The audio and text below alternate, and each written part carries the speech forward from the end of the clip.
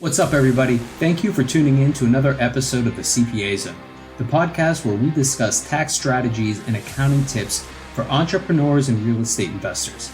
My name is Ryan Pulis, and our company, the Pulis Group, offers tax planning and advisory services for entrepreneurs like you. Whether it's bookkeeping, tax planning, or CFO services that you're looking for, we've got you covered. What's up, everybody?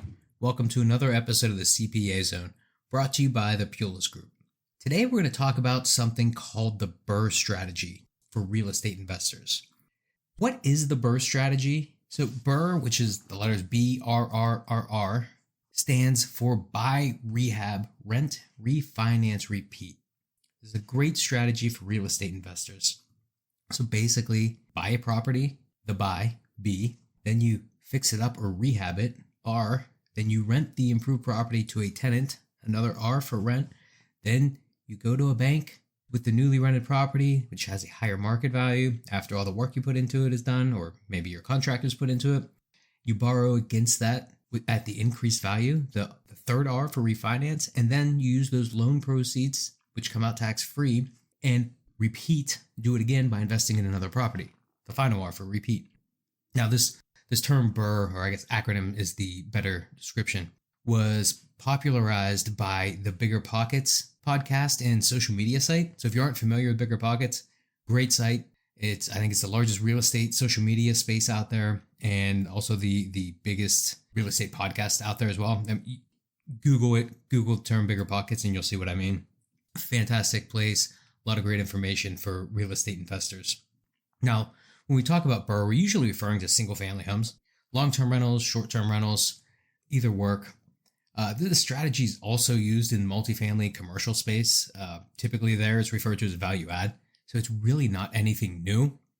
It's just the term has become popularized over the last several years by BRRRR, and most people, when they hear it, they're referring to single-family homes. But the strategy itself is wonderful. So we'll just kind of go through a quick example of what this would look like. So let's say you buy a home for $400,000 and it needs some work. In this hypothetical example, we're going to say you paid cash $400,000. You redo the kitchen, bathroom, maybe you put in let's say you put in another $100,000, really get the place looking nice. So you've got about $500K invested.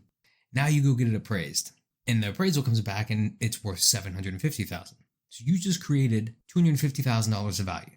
When you go to refinance, let's say your lender is going to lend 75% of the value, making this up. Well, 75% of $750,000 is $562,500. And to borrow 75% of the value of the home, that's not a stretch. I just used that number to make the math a bit easier. You just got back your entire $500,000 investment plus another $62,500, and that's all tax-free. When you borrow against a property, you receive that cash tax-free. You didn't sell the property, so there's no taxable event. You just borrowed against it. Now you can take those funds and get to that final R and repeat, and then do it again and again. So this is a really great way to build wealth, build up your real estate portfolio. And odds are, if you're adding value to your property, it's probably going to cash flow pretty nice. And with most rental real estate, depreciation should make that cash flow tax-free. So you can really see how this can compound over time and become a really great and powerful strategy for real estate investors to build a real estate portfolio, build tax-free cash flow. And then if you ever need to get out of it, get 1031, another tax-free event. We've covered 1031 exchanges in prior podcasts. It's essentially, it allows you to exchange real estate for real estate tax-free and keep adding to your portfolio. So maybe one of your properties that you did a BRRRR on and it's not performing as well as the others, you want out, or maybe you just don't like the area anymore, or you want to trade up, you can use this 1031 exchange to get out tax-free and keep adding to your portfolio. So just to kind of summarize the BRRRR method, we have B followed by 4 R's is the BRRRR strategy.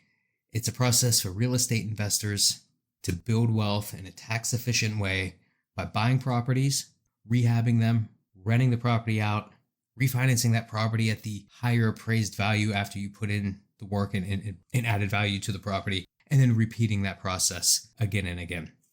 Really great strategy for real estate investors.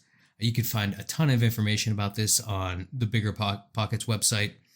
So that about does it for today. I just wanted to do a quick little podcast on the BRRRR strategy.